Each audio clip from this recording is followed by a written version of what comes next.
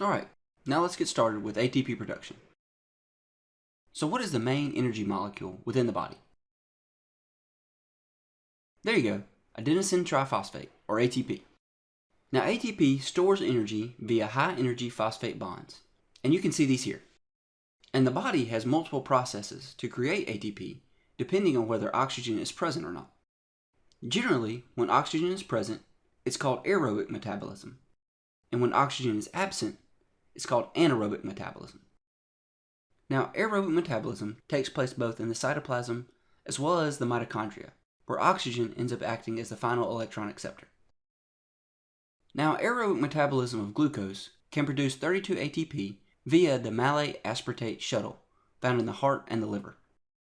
This shuttle transports NADH electrons gathered in the cytoplasm to the mitochondria NADH acceptor, which can produce 3 ATP molecules per NADH. Now, only 30 molecules of ATP are produced when the glycerol 3-phosphate shuttle is used within muscle. The difference here is that this shuttle transports NADH electrons from the cytoplasm to mitochondrial FADH2 acceptors, and these can only produce 2 ATP molecules per NADH consumed. So just to review that, aerobic metabolism takes place in the presence of O2. You have both the malate aspartate shuttle, which takes place in the heart and the liver, as well as the glycerol 3-phosphate shuttle, which takes place predominantly within muscle. The malate aspartate shuttle produces 32 ATP, as it uses NADH solely as its electron acceptor. Now, the glycerol 3-phosphate shuttle only produces 30 ATP, and this is because it uses cytoplasm NADH and then transfers electrons to mitochondrial FADH2, which can only produce 2 ATP per FADH2. Now, for anaerobic metabolism, this takes place only within the cytoplasm of the cell, and it does not require oxygen. And can you think of which cell type in the body anaerobic metabolism is the only source of ATP? A hint here is which cell types, when mature, lack mitochondria. There you go, the red blood cells.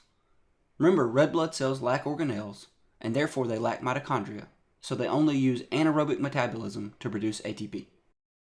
Now, anaerobic ATP production, or glycolysis, produces 4 total ATP, but it requires 2 ATP to be invested, so therefore anaerobic metabolism has a net gain of only 2 ATP molecules per glucose. Alright, now for a fun fact. Did you know that arsenic poisoning disrupts glycolysis by inhibiting the rate-limiting enzyme pyruvate dehydrogenase? So arsenic will inhibit the body's ability to create ATP. And when cells are starved of ATP, or working energy, they will eventually die. Alright, now let's wrap it up with a flash quiz. A 25-year-old runner is exercising to the point of requiring anaerobic glycolysis. How many ATP per glucose molecule does she produce?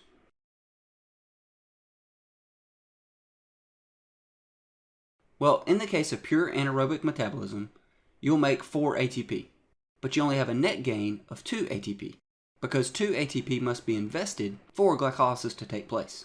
And this is dramatically less than the 32 ATP produced by the malate aspartate shuttle when oxygen is available for aerobic metabolism.